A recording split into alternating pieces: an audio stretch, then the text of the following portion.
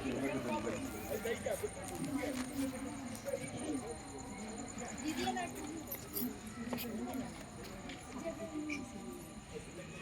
कोई मैम है जो बताएगी कि आज की क्लास में आपने क्या सीखा, कोई मैम है तो बता सकते हैं।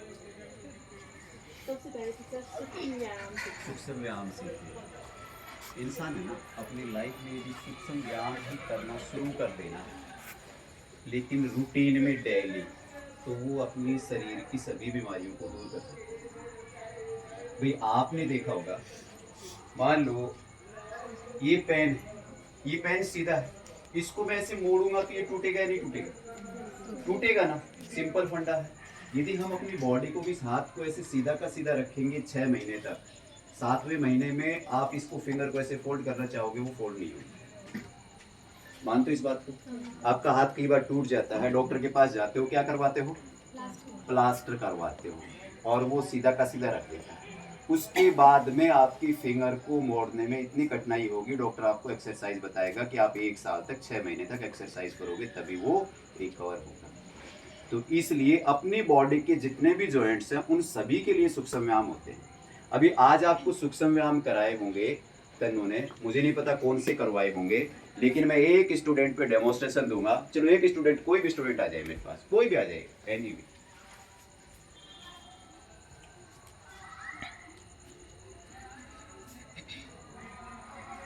हाँ इधर खड़े हो, हाँ दोनों हाथ ऊपर कर दो।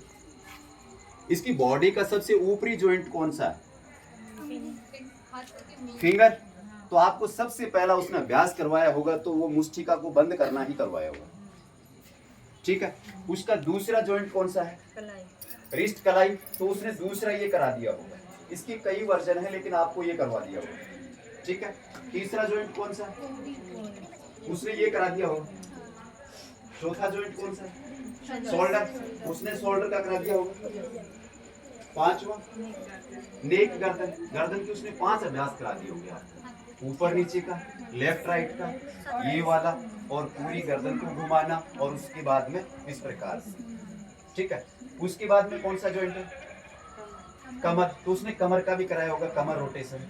उसके बाद में घुटना, उसने नी रोटेशन भी कराया होगा। उसके बाद में एंकल रोटेशन भी कराया होगा। तो आपने देखा कि ह्यूमन बॉडी के सबसे ऊपरी जॉइंट से लेकर के और नीचे बॉडी के जितने भी जॉइंट्स हैं, उन जॉइंट्स को उसने क्या क्या सूक्ष्म व्यायाम करवाए। तो यदि इंसान इन सूक्ष्म व्यायाम को करना शुरू कर दे तो आप अपनी बीमारियों से दूर भाग सकते हैं। आपको नहीं भागना, बीमारी भाग जाएगी। चलो बेटा है, बैठ। चलो और क्या सीखा आपने? बहुत बढ़िया, सूक्ष्म व्यायाम तो आपने बहुत अच्छे से बताया।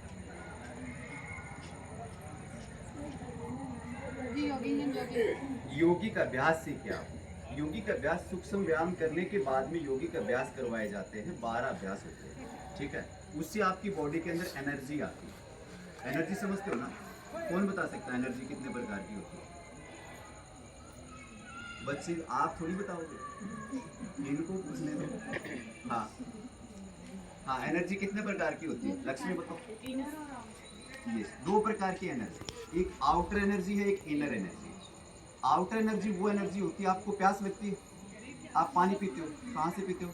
बाहर से, मटके से या फ्रिज से, कहीं से भी आप पीते हो, बाहर से पी रहे हो, आपकी प्यास बुझ जाती है, ये होगी आउटर एनर्जी। आपको भूख लगती है, पेट में कीड़े घूमने लग जाते हैं कि भाई भूख लग गई, खाना खाओगे, तो भोजन किचन से उठाओगे, खाओगे, बाहर से खाया, आउटर एनर्जी, ठीक है।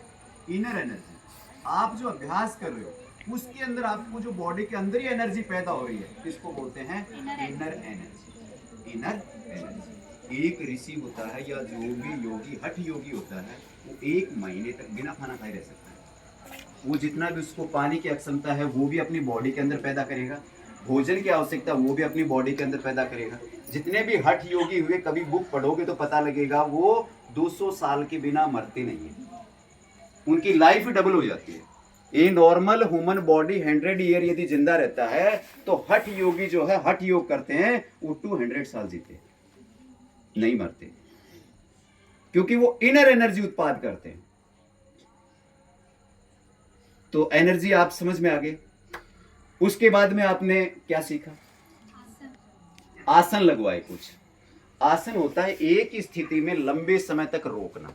अब हम रोकते क्यों, आसन क्यों लगाते हैं, उससे होता क्या है, कोई बता सकता है?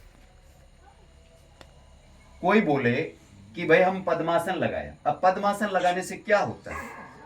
भाई ये मैंने पद्मासन लगा दिया, ये दोनों पैर को चढ़ा दिया, इससे क्या हुआ? बॉडी के से जो जॉइंट्स होते हैं ना, उनकी मूवमेंट होती है, मतलब वो स्थिर नहीं रहती उस जगह पे। ओके, इस प्रकार के आसन लगाने से आपकी वेन जो है बॉडी के अंदर, नाड़ियां जो हैं वो लॉक होती हैं, और वो लॉक होने से खून आदान प्रदान नहीं करेगा। जितना खून जिस वेन के अंदर है वहीं पे होल्ट होगा, और जो खून जहां पे होल्ट होगा वो चीज मजबूत बनती जाएगी, क्योंकि उसको वो भरपूर मात्रा में खुराक मिल रही है एक ही जगह पे एक ही समय में। यदि हम इसको रिलीज कर देंगे तो जो वेन के अंदर जो हमारा ब्लड है वो कम ज्यादा होता रहेगा, कभी इधर जाएगा कभी उधर जाएगा। लेकिन कुछ समय तक अब होल्ड किया तो जितना खून यहां घुटने से लेके यहां तक है वो स्थिर है इसके अंदर, वो घुटने से ऊपर नहीं जा पाएगा। समझ गए? तो जहां पे खुराक उसको कम मिल रही थी उसको फुल खुराक मिलती है उस जगह पे, और इसलिए वो चीज मजबूत होती है। ठीक है, आसन का एक ही डेफिनेशन हमेशा याद रखना। कभी भी आपको कोई पूछे कि आसन से क्या होता है तो आप हमेशा बोलो, अब हमने आसन लगाया, मान लो मैंने इस हाथ को ऐसे पकड़ के ऐसे खींच के रख लिया, बस अब क्या है यहां से लेके और पूरा खिंचाव रहेगा। अब पूरा ब्लड जो है ना वो एक जगह स्थिर है। वेन को खींच दिया मैंने, अब वो ब्लड क्या करेगा, गति नहीं करेगा। गति कब करेगा, जब हम उसको रिलीज करेंगे वहां से आसन से, तब वो ब्लड रिलीज होगा और तब उसको आसानी मिलेगी घूमने के लिए, तब तक लॉक रहेगा ब्लड। तो इसलिए भरपूर मात्रा में खुराक देने के लिए किसी एक स्पेशल पार्ट को लॉक किया जाता है, उसे आसन कहते हैं। समझ गए? चलो, तो आपने कुछ आसन सीखे होंगे। कौन कौन से आसन सीखे आज? किसी दो का नाम बता सकते हो? वज्रासन सीखा, मंडूकासन सीखा, बहुत बढ़िया। वज्रासन क्यों करते हैं? खाना पच जाता है, डाइजेस्ट करने की। सबको पता है कि खाना पचाने के लिए हम क्या लगाते हैं, वज्रासन लगाते हैं। क्यों पचता है वो? खड़े होने से क्यों नहीं पचता? वो देखो उधर हाथ खड़ा कर रहे हैं, अरे भैया आपका बात ही नहीं हाथ। ठीक है, हाँ आप में से तीनों में से, हाँ संगीता बताओ। सिंपल तौर पे बताएं तो हमारी बॉडी में सबसे ज़्यादा मात्रा में खून पाया जाता है हमारे जांघों में, और जब हम वज्रासन में बैठते हैं तो हमारे प्रेशर यहाँ पड़ता है और ब्लड का जो फ्लो होता है वो हमारी बॉडी के ऊपर ही पहुँचता है, तो खाना। बहुत बढ़िया, शाबाश संगीता ने अच्छा बताया। यानी कि हमारी पूरी बॉडी के अंदर माना जाए तो 4 से 5 लीटर खून होता है। पूरी बॉडी का खून निकाल के बोतलों में भरा जाए ना तो 4 से 5 बोतल भर जाएंगी, 1-1 लीटर वाली बोतल। तो देखी होगी सबने, पेप्सी सारे पीते हैं, कोल्ड ड्रिंक सारे पीते हैं, है ना। बर्थडे पार्टी होती है, समोसा और कोल्ड ड्रिंक तो सभी पीते हैं, है ना। तो 4 से 5 लीटर क्या होता है, खून होता है पूरी बॉडी में। अब उसमें से आधा खून और आपकी केवल कफ मसल्स में होता है, ये दोनों कफ मसल्स। अब आप इस प्रकार से जब वज्रासन में बैठते हो तो पूरी बॉडी का जितना वेट है आपका, मान लो 60 केजी वेट है, 50 केजी वेट है, पूरा वेट आपका किसके ऊपर आ रहा है, कफ मसल्स पे आ रहा है। कफ मसल्स के अंदर आप अभी के लिए ये समझो किसी प्लास्टिक की थैली में खून भरा हुआ है, किसी प्लास्टिक की थैली में। उस प्लास्टिक की थैली को हम दबाएंगे तो खून गति करेगा या वह एक जगह रुका रहेगा, गति करेगा ना। अब जब हम इसको प्रेशर देंगे तो इस पॉलिथीन में जो खून भरा है उसके ऊपर वजन टिका तो खून भागेगा, भागेगा तो कहां जाएगा, एब्डोमिनल सिस्टम में, और यहां पे इतना फास्ट गति करेगा वो, इसलिए आपका डाइजेशन सिस्टम ठीक रहता है, खाना पचता है। ये आपको याद रखना है, ठीक है। ये वज्रासन के बैठने से फायदा होता है और इस प्रकार से काम करता है। अब कुछ लोग बोलते हैं कि खाना खाने के बाद में वॉकिंग करना चाहिए, क्या करना चाहिए? खाना खाने के बाद में वॉक करना चाहिए, करना चाहिए ना मैम? हाँ। अब खाना खाने के तुरंत बाद करना चाहिए या उससे पहले कुछ करना चाहिए? क्या करना चाहिए उससे पहले? हाँ इधर से कोई, हाँ बताओ। खाना खाने के तुरंत बाद आपको 10 मिनट वज्रासन में बैठना है। यदि आप खाना खाते ही और घर से बाहर निकल गए वॉकिंग पे, तो आपका डाइजेशन सिस्टम ठीक नहीं होगा। अब क्यों नहीं होगा इसका लॉजिक समझो। यदि आप नहीं बैठे और घर से बाहर निकल गए, तो खून आपका ऊपर की ओर जाएगा ज्यादा या नीचे की ओर जाएगा गति? नीचे की ओर। अब पेट से वो खून क्या है, पैरों की तरफ जाएगा ज्यादा। आपने कई बार देखा होगा जब वॉकिंग पे या कहीं लंबे रूट पे जाते हो ना, तो पैरों में सूजन आ जाता है, आपके पैर सूज जाते हैं। हाथ में भी यहां से नीचे का हिस्सा मोटा हो जाता है, फिंगर्स ये सब मोटे हो जाते हैं, क्योंकि हाथ कहाँ रहते हैं, नीचे की ओर, तो खून नीचे की ओर जाता है। तो उस समय पे आपका डाइजेशन सिस्टम के अंदर ब्लड की मात्रा जो है वो वीक हो जाएगी, कम हो जाएगी, और आपका डाइजेशन सिस्टम बिगड़ जाएगा, पाचन नहीं होगा। इसलिए आपको 10 मिनट पहले आपको वज्रासन में बैठना है, उसके बाद आपको वॉकिंग के लिए जाना है। ये लॉजिक समझना इस चीज का। चलो एक दिन में सब कुछ नहीं। ये क्या रखे इधर, ये क्या है, ये किस काम आता है? पथरी के लिए। जिसकी बॉडी में पथरी नहीं है ना, वो भी 7 दिन में 2 दिन तो इसके पत्ते को चबाई लेना है, ठीक है? ये बहुत ही अच्छी चीज है, ठीक है? मुझे कुछ नहीं है, लेकिन इन बच्चों को पूछो, मैं क्लास लेते लेते है ना एक पत्ता तोड़ता हूँ और खा जाता हूँ मैं। ये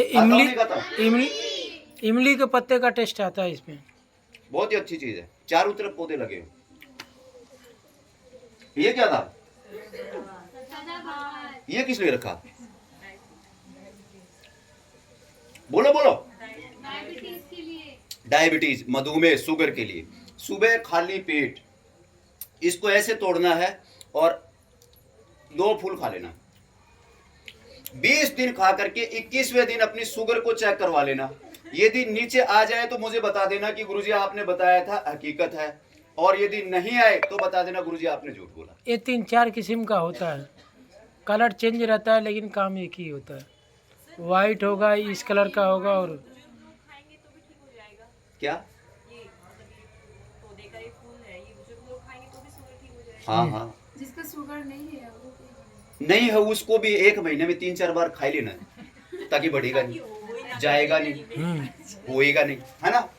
ये क्या था, नीम के पत्ते ये किसके लिए बताए गए? शुगर के लिए। शुगर के लिए। अभी आवाज तेज हो रही है उसकी भी, है ना?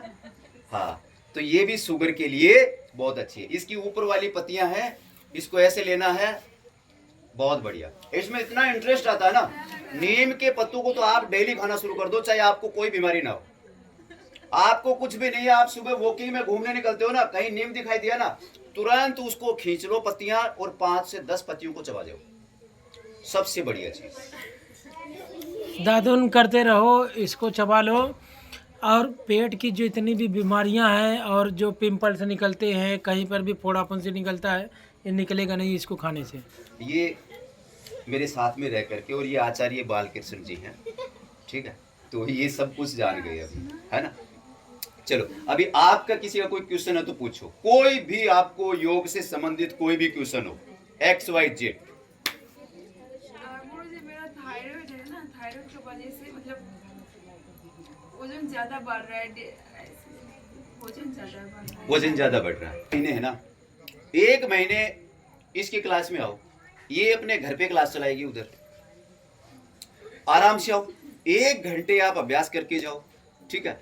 उसके लिए आपको क्या करना है, एक तो उज्जयी प्राणायाम होता है थायराइड के लिए, उज्जयी प्राणायाम करना है। उज्जयी प्राणायाम कैसे होता है मैं बता देता हूं एक बार आपको। किसी भी मुद्रा में आप बैठना चाहो, आराम से बैठो, आप जैसे भी आप बैठ सकते हो, ठीक है? बैठने की कई विधियां, ठीक है? तो इसको बोलते हैं अर्ध सिद्धासन, ऐसे बैठ सकते हो, यानी कि दोनों पैर जमीन के संपर्क में रहते हैं। इसको बोलते हैं सुखासन, नहीं सिद्धासन, सिद्धासन। और ये हो गया आपका सुखासन, और एक पद्मासन, दोनों पैर को क्रॉस करके ऊपर चढ़ा के। तो आपको जिस मुद्रा में बैठना वैसे बैठो आराम से, पद्मासन बता दो, ठीक है? अब आपको उज्जयी प्राणायाम करना है तो कैसे करना है, गले से सांस लेना है, ऐसे सांस को खींचना है नाक से, फिर छोड़ देना।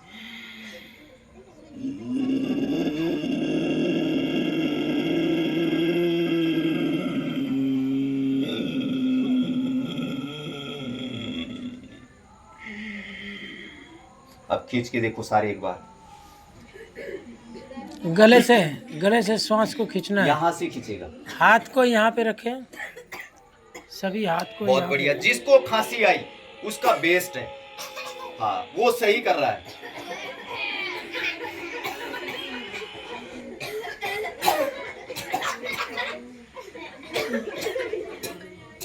जिसको खांसी आई उसका सही है। तो ये अभ्यास थायराइड के लिए सबसे बढ़िया है।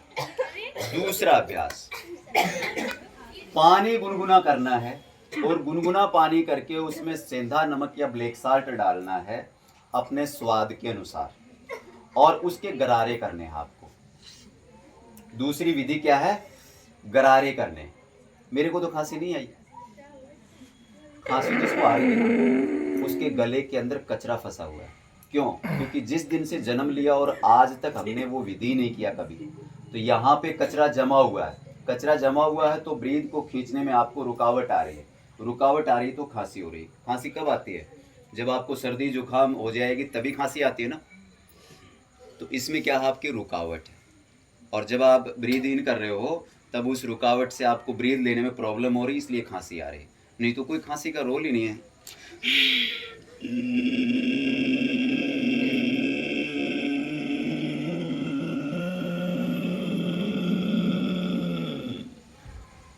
बिल्कुल इजी। लेकिन जितना नोज से सांस लेना है उतना ही मेरे कंठ भी साफ है, वहां से भी ऐसा ही। ठीक।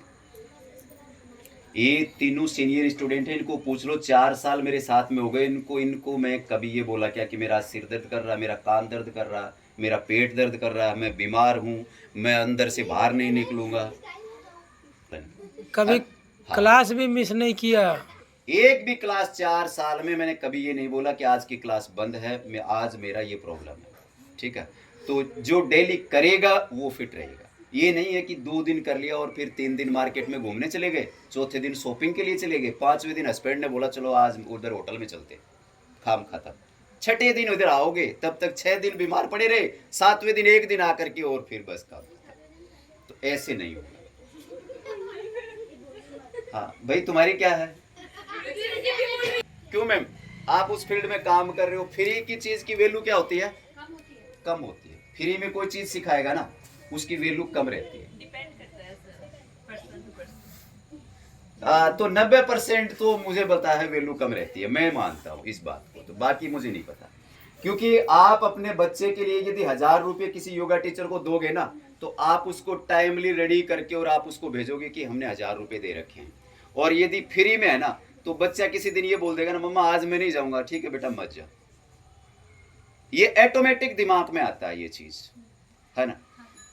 और मेरे पास में जो 4 साल कंपलसरी जो जुड़ा रहा ना, वो बिल्कुल उसमें सुधार हुआ है। नहीं तो इन बच्चों को देख लो, इसमें डेली का जो स्टूडेंट है, वो स्टूडेंट को कोई तीसरा आदमी देखेगा ना तो बोलेगा कि हाँ ये खिलाड़ी है, जो 4 साल मेरे साथ में जुड़ा रहा। ठीक है। और आपसे भी मैं प्रॉमिस करता हूं कि आपको है ना, 1 महीने कोई जुड़ के देख लो उससे, तन्नों से। 1 महीने में आपको खुद को एक निखार आ जाएगा कि आप अलग से दिखोगे बाकी लोगों से। आपकी इज्जत करेंगे लोग और आपको पूछेंगे कि आपने कहां से क्या सीखा है ऐसा। जब उसने 1 दिन में आपको ये 3-4 पौधों के बारे में बता दिया 1 दिन में, तो आप 1 महीने में कितने पौधों के बारे में सीखोगे? फेस्टेड बॉक्स देखा आपने? फेस्टेड बॉक्स कहां होता है? फेस्टेड बॉक्स आपके स्कूल में नहीं है? गाड़ी में है? हाँ मैम बता रही। हर जगह होता है वो, जहाँ उसकी आवश्यकता हो। फर्स्ट एड बॉक्स कहाँ होता है? किचन में, आपके किचन में। ठीक है। आपको किसी प्रकार की बीमारी हो जाए ना, आप अपने किचन में घुस जाओ, वहाँ हर बीमारी का इलाज, हर बीमारी का। ऐसी कोई आपकी बॉडी के अंदर ऐसी बीमारी नहीं है जो आपकी किचन के अंदर वो बीमारी का इलाज या मेडिसिन ना रखी, पूरा मेडिसिन रखा। चलो ठीक है, लेट भी हो रहे होंगे ना आप अभी। चलो, क्लास शांति पाठ करा दिया था? ठीक है मैम, सभी को हरिओम। हाँ भाई, कंपटीशन तुम्हारा टाइम कितना हुआ?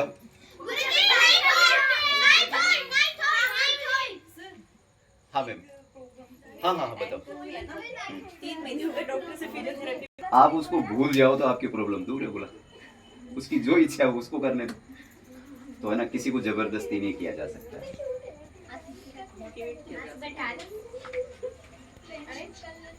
नहीं वो आ रही हैं, ऐसे नहीं आप बोल सकते।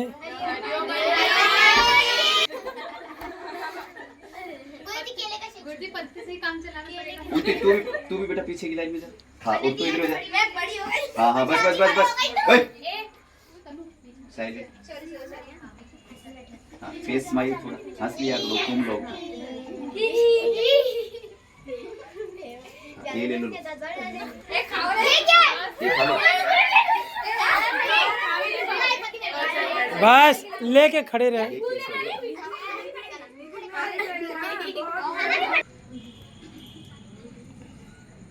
फेस इधर।